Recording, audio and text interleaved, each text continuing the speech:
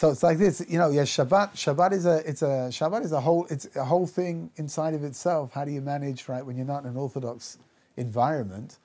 You know, electricity is a problem, driving is a problem, all kinds of things are problems. You know, heating up food is a problem, and it's interesting. It sounds weird, but really, a person is supposed to stay home rather than go to synagogue.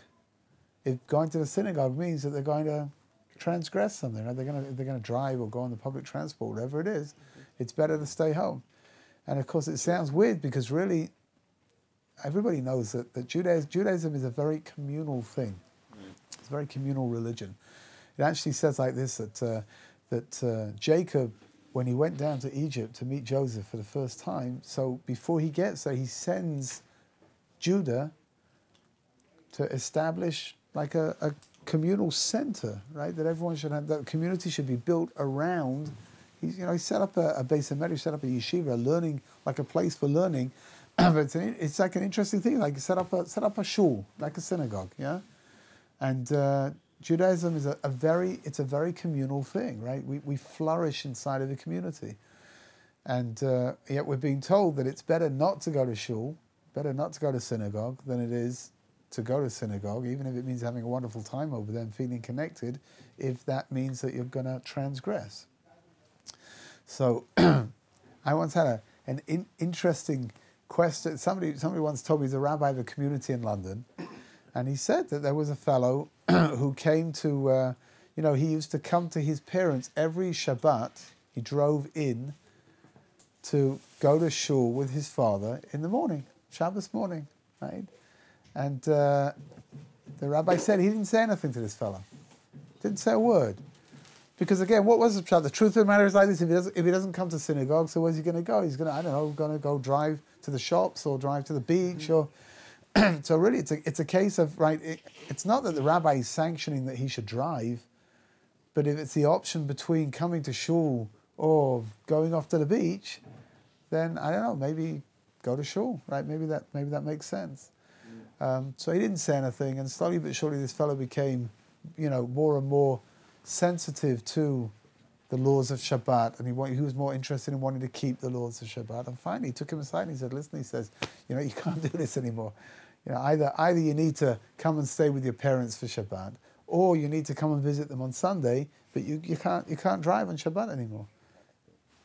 And the fellow stopped. He stopped driving on Shabbat. He stopped coming in because he had his own family, and he came in on Sundays instead to be with his parents. But it's an interesting thing. The community is incredibly important, and yet keeping the mitzvot is more important than that.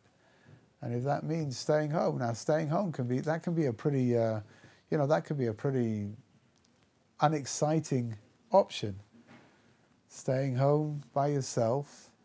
So maybe the thing to do when you're in a situation where you're living too far to be able to get to a synagogue, maybe the thing to do is to introduce yourself into the Orthodox community, and perhaps from time to time get yourself invited in, so that you can spend Shabbat together with the community, and have a proper Shabbat experience, and not have to transgress anything. That would probably be the best thing to do. I'm not ready or there to pray every day for 3 times a day, or even not even sure once yet really. But I'm starting to feel connected to it. It's starting to become and I'd like to have it evolve. It seems as though most people pray in minions, or really go out of their way to make a minion. And I'm wondering if I move back to a non-really strong Jewish area where it would really be difficult to go out of my way for a minion for something I'm not that stringent about as it is. I know it's okay to pray alone, but First of all, is it okay to daven by yourself? Is it okay to pray by yourself? For sure, 100%. However central praying with a minyan is, the concept of prayer, there's an interesting disagreement between Maimonides and Nachmanides about the status of prayer, whether prayer is a Torah obligation, whether it's a rabbinical obligation. But there is definitely an obligation to pray. Praying with a minyan is something that's been introduced in order to allow us to, first of all, to build up communities, and secondly, it's a lot easier for most people to pray. Once you get into the what's it called? What's it called? When you get into the flow of praying, you'll find, I hope, that praying with a minyan is a lot easier than praying by yourself. You've got people together. You're all sort of focused on the same thing. Everyone helps everybody else. But the idea of praying with a minyan, however important it is, if it's something which is going to be terribly difficult to do, then if somebody's not ready to do it. No, the most important thing is to pray. What I would suggest is that in a situation like that, a person should definitely try every now and then to get to a minyan, because I think it is on top of everything else, especially if you're at the beginning of your journey into keeping things. I do think that it's very, very important to have a connection to a community of some kind. And the idea of going davening with a minyan. So even if it means, I'm not talking about doing it every day, but maybe like once a week in the afternoon or something, to get to a minyan to pray mincha, to pray mariv over there, just to feel that you're connected. Yeah. People should see you and you should see them, and that you should feel that you've got some kind of a connection to a community of some kind. And you know what? If it's putting yourself out, and maybe it means it's like a 20-minute drive or something, or it's like an hour on a couple of buses to get there. It's a big deal. So I'm saying it's not something that should be done every day, because that's going to make you feel very, very unhappy about it eventually. But rather just from time to time, just to make sure that you're still in there, that you're still a part of it. You can always tie these things in. I've seen. Where from? Boston. From Boston. So you'll probably find, for example, that in Boston, for example, mincha, right, the afternoon service. Yeah. They've probably got a whole bunch of different minyans going on at different times during the day, and you might be able to tie something into. You get a job and you're working. You may be able to tie something into an afternoon, during your lunch break or something. Again, just the idea of feeling connected. You don't go to them with a minyan in the morning and not in the evening either. That's okay. It's just like something that allows you to feel a part. It's terribly important. It really is. Sometimes I'm nervous about the perspective of me.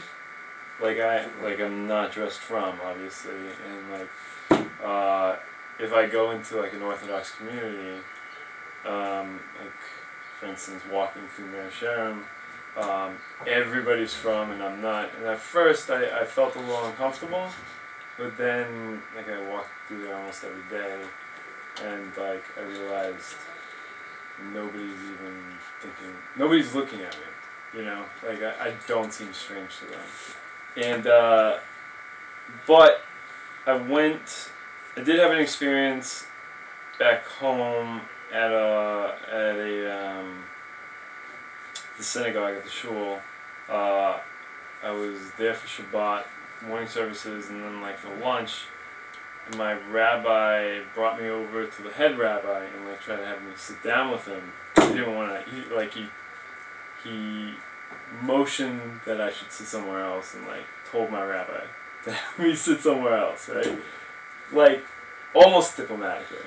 Not quite. And then, my rabbi insisted, and he's like, no, it's fine. He can go sit over there. And then finally he was like, he's going to Israel tomorrow to study at yeshiva. I didn't know him, and he's like, oh. And then, we sat down. But I was admittedly dressed in shorts, and, I tried to, I had a shirt on, but I totally stood out. I was the only one that didn't have, the black and white. Yeah. Look.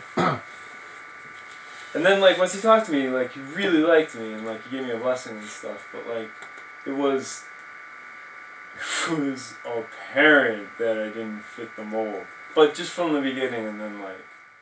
I would say like this, in general, I really don't think it matters what you look like.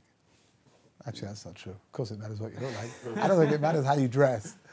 You say that you're not dressed from. I don't know what from in different circles. Being dressed from means different things. So here in Israel, in the more what's euphemistically called Orthodox community, so black and white is definitely definitely the normal. Though I had a Talmud years ago. He told me like this. It was very funny.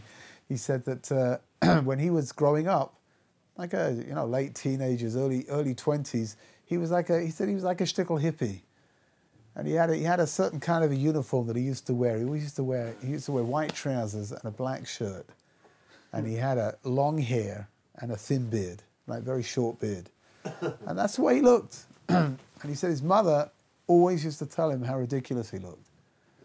Right? So, and then he came to yeshiva, and he became like a mirror image of himself. So he started wearing black trousers and a white shirt, and he let his beard grow out, and he cut his hair. And he went home for the first time, right? He hadn't been home for about 7-8 months or something. And he said, what's the first thing his mother told him? You look ridiculous. So you're always going to look ridiculous. Probably to your mother, right? But you're always going to look ridiculous to somebody. Looking Orthodox. Again, a person's got to feel comfortable about who they are. But I do think that if a person's moving into an environment, let's say you decide you're going to move into an ultra-Orthodox environment, community, and you're going to live over there and you're going to be a part of that community. So, like with everything else, it probably pays to blend in order to be there. If a person's not ready to do that, then that's probably not the place for them to be, right? Now, I'm not talking about just going off to shul for Shabbos and joining a communal meal, like what happened to you. That's, I can the whole Shabbos. No, but I'm saying I'm saying that if you're planning on doing this on a more for example, in Boston, there's some very frum communities. There's a very Hasidic community in Boston, right? If a person wants to go and live in the heart of the Hasidic community, I would imagine they want to do that because they want to be Hasidic. Why would they do it otherwise, right? So if that's the case, I would imagine that they, taking on the way that they dress and the mannerisms is that's probably something which is a good idea. But I don't think that somebody who's coming there, just passing through, as it were, like you were, right?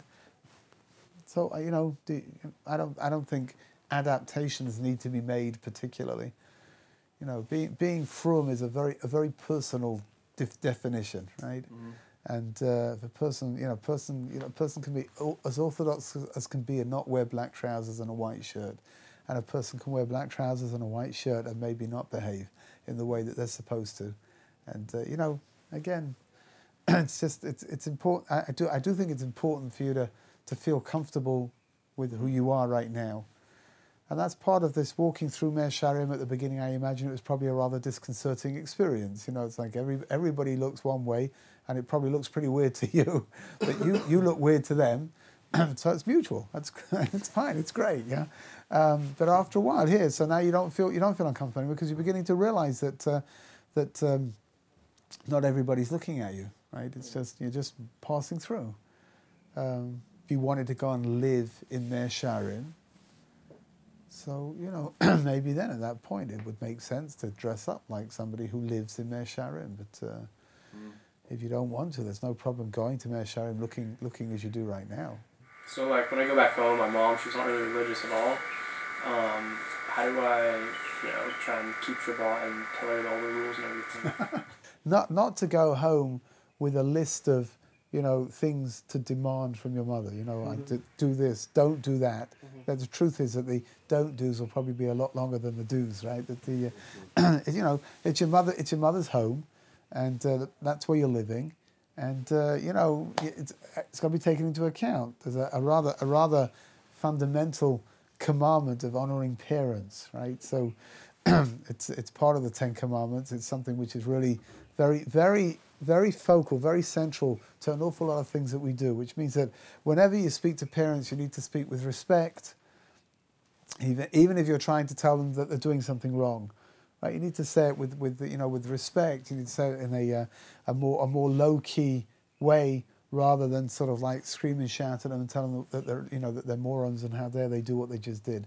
So the simplest thing to do with something like that is to try to explain to your mother what you're going to be doing, not what she needs to do, right? What you're going to be doing. So, for example, like to say to your mother, would she mind very much if you left the bathroom light on over Shabbat, because it's a problem opening and closing the lights on Shabbat, and at night it'll be a problem.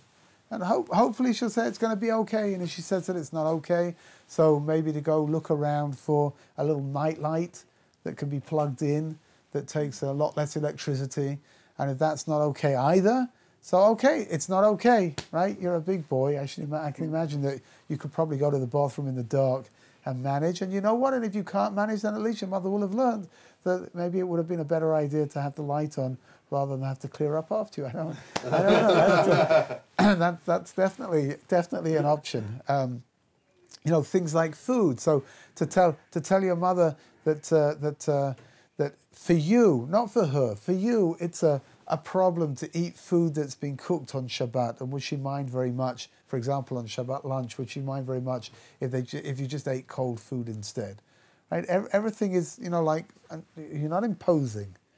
You're not telling her you can't do that. You're not telling your mother either that she can't put on the lights or switch off the lights in her own home on Shabbat. Right? You're just asking if it's okay for you to leave one light on somewhere in a bathroom maybe, and if you want to have a light in your bedroom that comes on a time switch of some kind, you can buy time switches that plug into the socket, or they have something called a Shabbos light, which is a I thought it was so clever. Shabbos lamp. You ever seen a Shabbos lamp? It's quite a neat little thing. It looks a little bit like a cone, and it's got holes cut out of it, and it swivels around, and you leave the thing on, and it's got a very low wattage bulb inside of it, and you leave it on, and if you want light, you just swivel it around, and it opens up, holes on different sides, so you've got enough light. And if you don't want the light, then you just swivel it off, and you can make less light, and you can close it off. The light doesn't go off at all. All you're doing is it's like a cover around it, right? And that's just covering the light. So you're not transgressing anything, and it gives you the opportunity to have a light in your room when it's dark, and when you want to go to sleep, you can just cover it up, and you're done. That there are today, Baruch Hashem, a lot of these things are very innovative, and there are ways of being able to be able to not to upset people, right? And certainly not to impose, onto your mother, not to impose on her all kinds of things, right? Now you may find that first of all, what you're going to tell her is going to be pretty weird. If somebody's not religious at all and has no background either, so the idea of a lot of the things about Shabbat are they're really weird. What do you mean? You can't put on the light? Like, why can't you put on the light? Well, it's work. Right? What is the work in flicking a switch? Having to explain to somebody who has no background whatsoever about the concept of creative work, as opposed to just regular work. If your mum says to you, "Do me a favor and go down to the basement and bring up a sack." I know a sack of potatoes might be a problem, but bring up a carton of kosher wine, for example. Yeah, you can do that. It weighs however many kilos it weighs, and you're going to have to schlep it up the stairs, and you're going to be sweating. At the end of it, it's like hard work. That's okay to do on Shabbat, right? Your mum says, "Do me a favor, we've got guests coming. Move the sofa, right, from this side of the room, move it to the other side of the room on Shabbat." Can you do that? You can do that, right? And your mother's going to say, "Hold on a second," right? But you can move the sofa, but you can't switch on the light. Doesn't make any sense. I told you once, not very long ago, I had a friend who was on his way to Australia, and he had to stop over in Singapore, and he got stuck there for Shabbos. There was a problem with his flight, and he ended up having to stay there for Shabbos, and they put him on the 13th floor of the Hilton. And it's Shabbos morning, and he says he's schlepping up these stairs, right? And he's not in the best of shape to begin with, It's like, and he gets to like whatever, the 10th, 11th floor, and from the service elevator comes out a waiter who's bringing room service to somebody, right? And he looks at my friend and he says to him, yeah, what are you doing? And he says, well, it's our Sabbath. I'm Jewish, he says. It's our Sabbath. He says, we're not allowed to go in the elevator. It's work. We're not allowed to do that on the Sabbath. And he said, until today, this waiter is probably like, these Jews are crazy. They are completely and absolutely mad, right? He's walking up 13 flights of stairs because it's work to go in the elevator, right? Go explain it. It's weird, right? Laws of kosher, that some of them are very, very strange. They're very difficult for people to grasp. One thing is not okay, but something which is similar is okay. So it's an Indian, right? Again, if your mother asks you, then for sure to get involved in a discussion with her and explain to her why it is and what it is to the best of your ability, right? But if she's not asking, then certainly don't impose anything on her, and just tell her. But ask if it's okay for you to do this, right? Is it okay for me? Would you, is it okay, like I said, to leave the light on in the bathroom? Is it okay for me just to eat cold food on Shabbat afternoon instead of for lunch, instead of having a warm meal? Things like that, right? Keep it as non-threatening as possible, right? And to be flexible and to help out the best that you can. Right? I mean, aside from the fact that it's a mitzvah, right? You're supposed to be doing these things, but it's good. It's good PR, right? The more helpful you are at home, so the better it is, right? Your mum, at least, she'll be able to say, wow, since he started taking on some of these commandments, it's like, it's good, How many times have you heard me say you become an ambassador? Once you start doing Jewish things, you become an ambassador for Judaism, and that's got a lot of responsibility that comes with it, and it's something that you gotta keep an eye out for. Which means that if a person decides that they want to keep Shabbat at home, that comes together with, okay, if you're keeping Shabbat, then I guess it means not losing your temper with people at home, and making sure that you're easier to get on with and that you're more helpful, because it all goes together, right? I met somebody, it's very sad actually, I met somebody who told me that when she was growing up, her father, she came from a very frum home, but her father was incredibly strict, like oppressively strict. She grew up in a different era, I would imagine today, it might be borderline abuse actually, but in those days nobody ever knew about these things, and he was like oppressively strict. And she said Shabbos was terrible in the house because you couldn't do it. Don't do that. Don't touch that. You can't have that. You can't do this. You can't do that. You can't. And it was like, whatever you did, right, was wrong. And she said it took her years and years and years to learn that you can enjoy Shabbat. Shabbat for her just came with a certain kind of a trauma that came together with it, right? That was the worst day of the week. No, because at least during the rest of the week, her father was at work, so he wasn't around so much. But Shabbat, they were like on top of each other the whole time, and everything was. And I'm saying he was. The way that he was keeping Shabbat for himself was fine. It was good, right? He was keeping to the nth degree all of the laws, but the problem was it was all being given over in the wrong way, right? And she came out with such a negative feeling and such a negative taste. She said it took her years to get beyond it until she was by somebody's house, and she was there for Shabbat, for the whole of Shabbat, and she said it was the most beautiful atmosphere and environment. And she said all of a sudden she began to realize that, wow, it's not everybody kept Shabbat the way that they did in her home when she was growing up. So, saying you're an ambassador for Judaism, you're an ambassador for Orthodoxy, and that means, it's not just a matter of keeping Shabbat to the best of your ability, but it's also a matter of making sure that you are kind, helpful, thoughtful, all that kind of, stuff, which no one really wants to be, but it's not a bad idea. If he knows or meets a Jewish woman that he'd like to date, is there any polite, appropriate, sneeze way that he can ask her himself, or is it just completely rude without a matchmaker? Yeah, yes and no. Well, it very much depends on the background of the girl as to exactly what is completely inappropriate and what's not, right? Which means that it is conceivable that you could meet somebody and between the two of you, even though you're both very frum and you're both coming from, from backgrounds, but nevertheless, it is conceivable that once you've already met each other, so you're around by somebody's house or you're at some kind of an event of some kind, once you've already met each other, so de facto, it's, it would be okay to find out if she's interested in dating you. Another kind of a person, it would be completely unacceptable.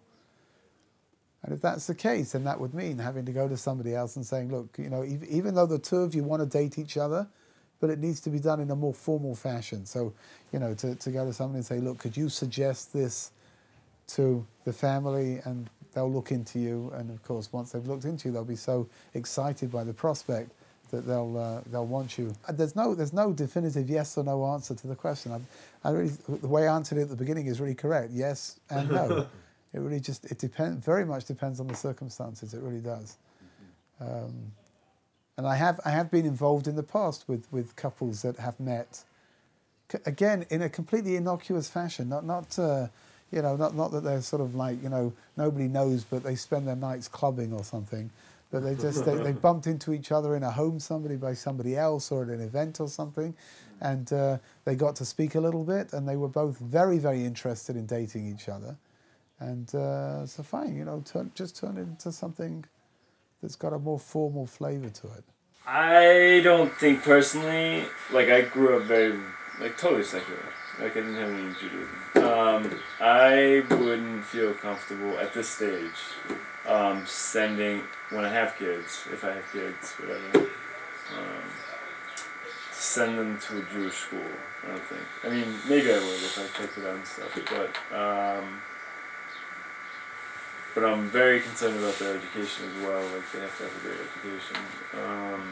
They have to have a great education, secular or Jewish, or both?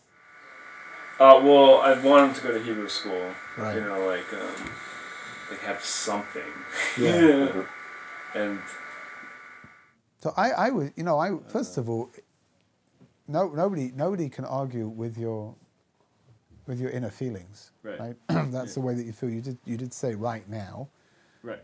Things can change. Of course. I would say that if things haven't changed, and Mitzvah Hashem, when you get married and you start having children, establishing your home, then perhaps the thing to do, first of all, to give them a proper grounding, is to send them off to some kind of a Jewish kindergarten.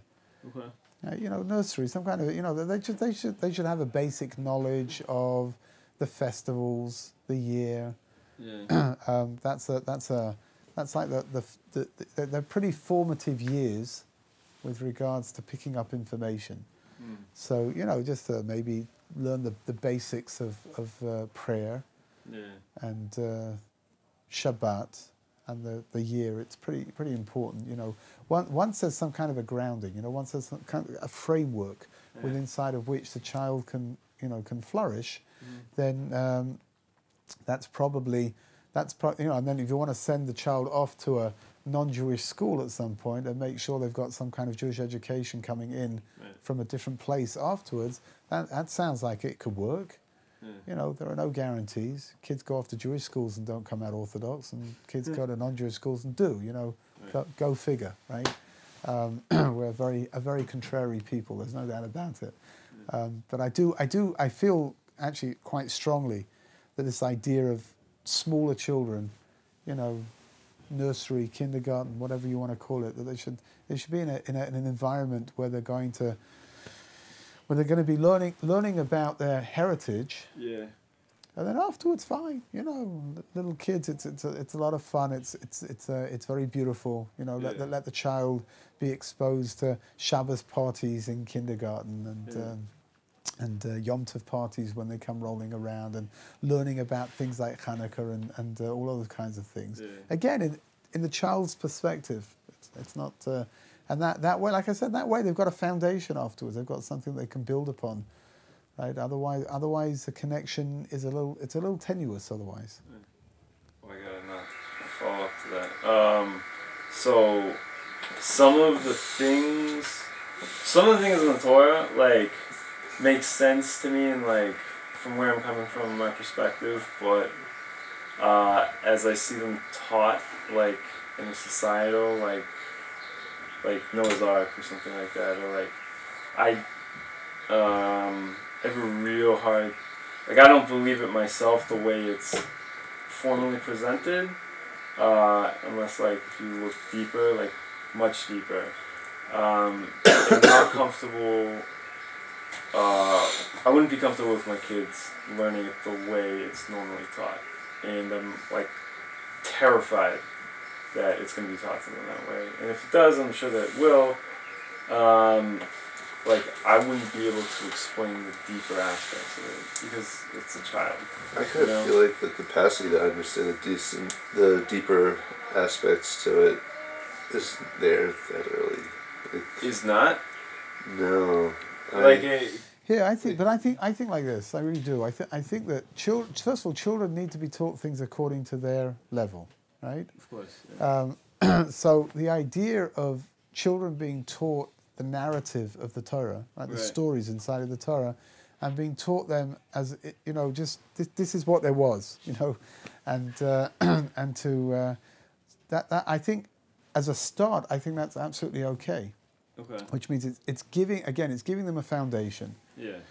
As the kid gets older, so the child needs to be given information that's going to be suitable for their intellectual abilities. Right. Which means that once you get to the point of take Noah's Ark, for example. Right? It's a reasonable example. There are lots of them in the Torah, right? But you mentioned it, so let's run with that. The Rabbi Maimonides says like this: why on earth did God make Noah build an ark for 120 years?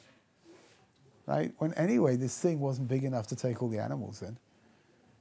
It's not, we're talking about a huge amount of animals, right? Just to put things into perspective, there were 7 pairs of kosher animals, 1 pair of non-kosher animals. Right? Where are all these animals going, for goodness sakes, right? However big the ark is, right?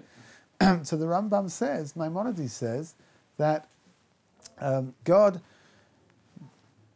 normally performs miracles inside of nature, right? Rather than do something which is completely non-natural, he'll use nature in a way that will make something miraculous happen. So he says he wants Noah to build this ark. The ark is enormous, right? Yeah. So when a person looks at it, he's not going to start making a calculation. Oh, hold on a second, but the volume over here and the amount of animals over there, and it's not going to work. He just sees this ginormous boat, right? Yeah. And he says to himself, "Wow, okay, it looks like it's doable. It looks like it can be done." Yeah. Right. And that's what the Rambam is saying like this. The Rambam is saying that you hear the idea that the deeper dimension over here.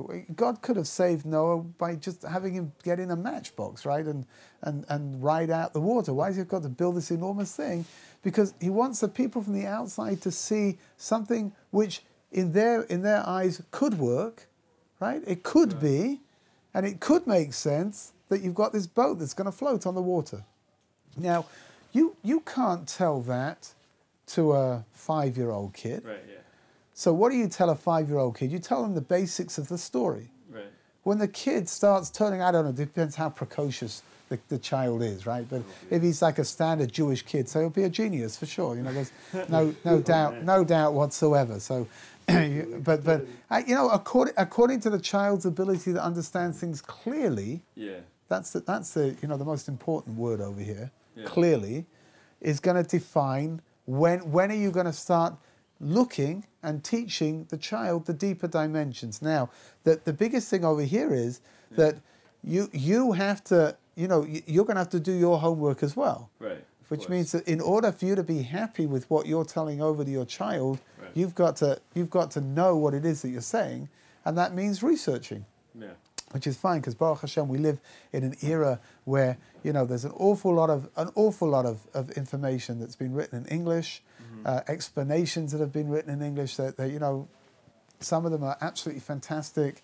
The world of Midrash, which is the world of incredible ideas that are dressed up in all kinds of colourful stories, is something that can be tapped into and utilised very, very easily and very effectively as well. But I feel that I don't think, again, if you're aware, if you're comfortable with what it is that you want to give over, then you don't have to be too concerned about your children picking up stories that are not going to fit in with your worldview. Well, I should probably explain a little. Like, I have a hard time accepting, like, the flood as it was, but I could see it I can accept it on a spiritual sense and, like, different things. Not that, but I'm still exploring, I'm still looking into it, but I could not tell my children that, like, this happened. Like, and this actually happened. I'm not saying it didn't, but, like, I couldn't. Good. So here, I think, right, again. Bringing them to a Hebrew school, that's what they're going to teach them. Yeah. That it actually happened. But here, again, it's interesting, right, that you've got a problem with telling them that, but you're not telling them that. Which means that somebody else is. You're letting somebody else tell them, because in order for here, what's the idea? You can understand the spiritual dimension of it. Yeah. You're just you're not subscribing to the physical dimension of it, right? Yeah, but it's not. It's going to be taught in the physical. Yeah. So what's the pshat though? In order to be able to understand the spiritual dimension, you need to know the physical dimension. You can't have that. You can't have one. You can't have the spiritual without the physical. Yeah. Which means that's what I'm saying. Let your child be taught the basics, even though maybe you're unhappy, but your child's got to start. She's got to start with. There's got to be foundations laid down somewhere. Right, yeah. The foundations are the information. Yeah. What you do with it afterwards, as a parent, right? That's your business. Mm-hmm. But even if you want to give over to your child the spiritual dimension of the flood, right? You've still got to explain that that the Torah is describing a physical. This is that what was there water or wasn't there water, right? Yeah. Was there a flood or wasn't there a flood? Right. What does the water represent? Hold on a second before you start talking about representation, right? Was there or wasn't there? So that's what the school is going to teach. Right. And then afterwards, again, as a child gets older, you can add layer upon layer upon layer of information that's going to allow the child to understand it in a completely different way.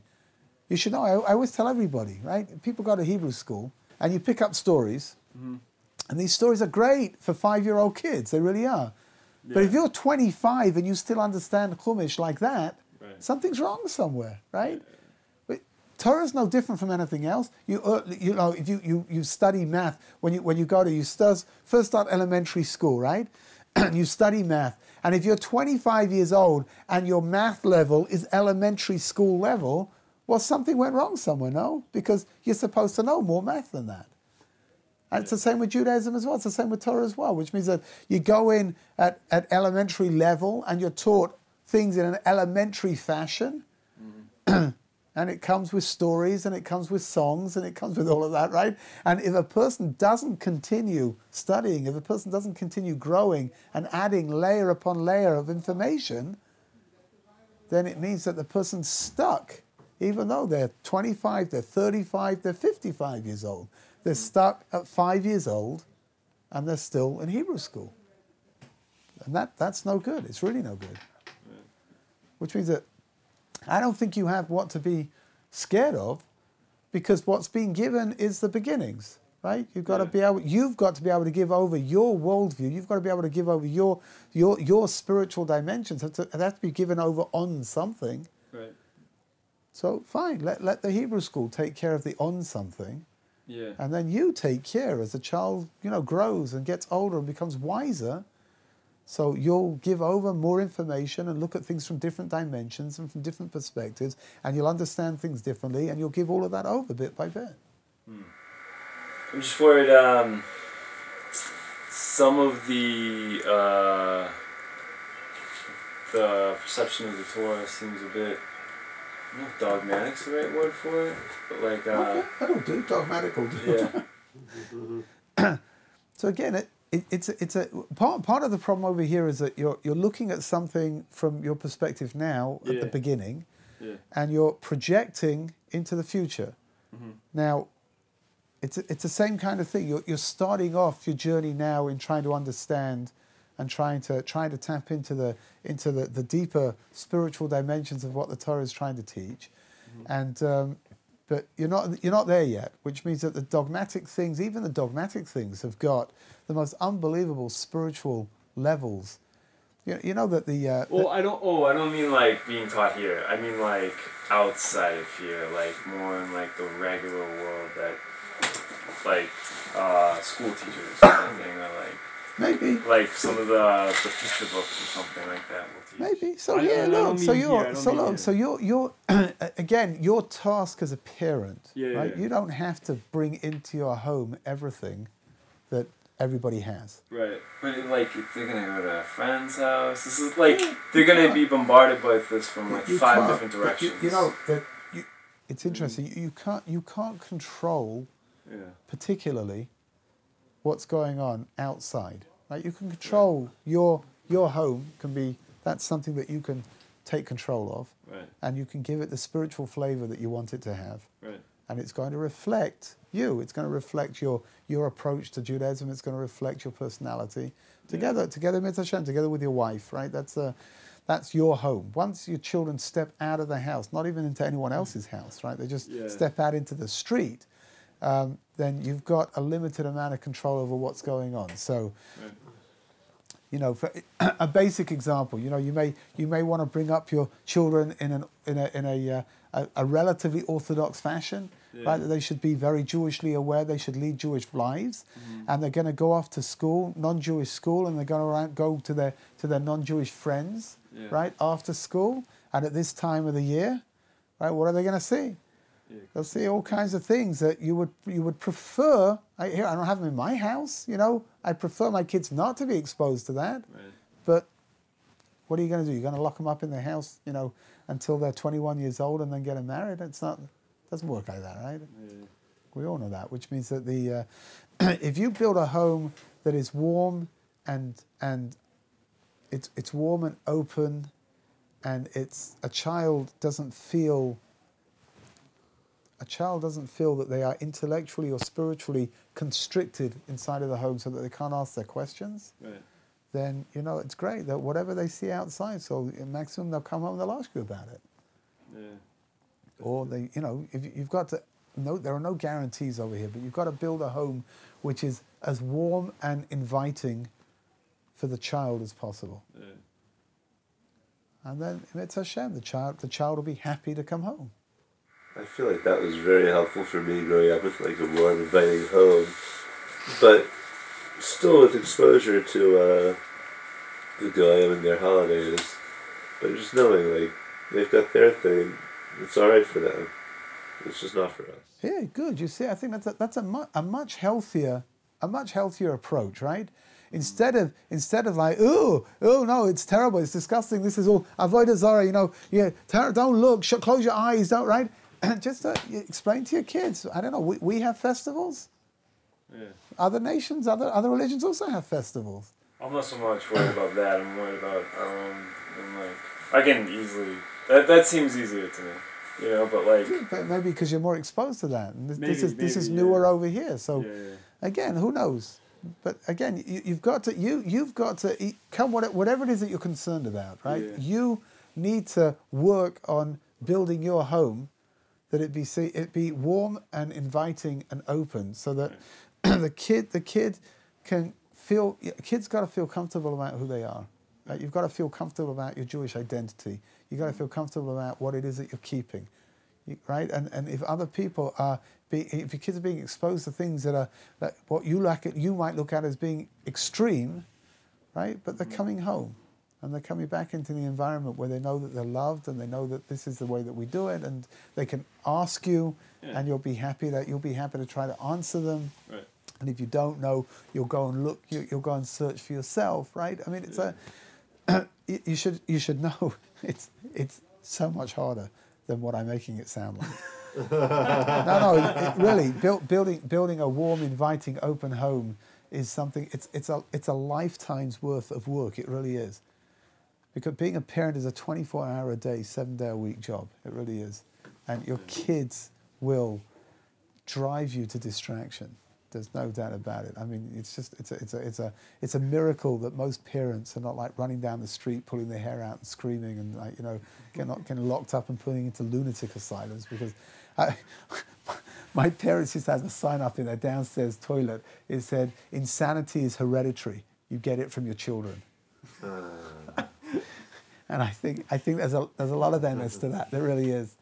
So listen, in Mitzvah Hashem, we have to stop over, but in Mitzvah Hashem, you know, we should, all of us, merit to be able to build homes that our children are happy to be in, right? And we should all merit to be able to give over to our children the things that are important to us, that they should be able to understand them and internalize them, and hopefully to keep them as well.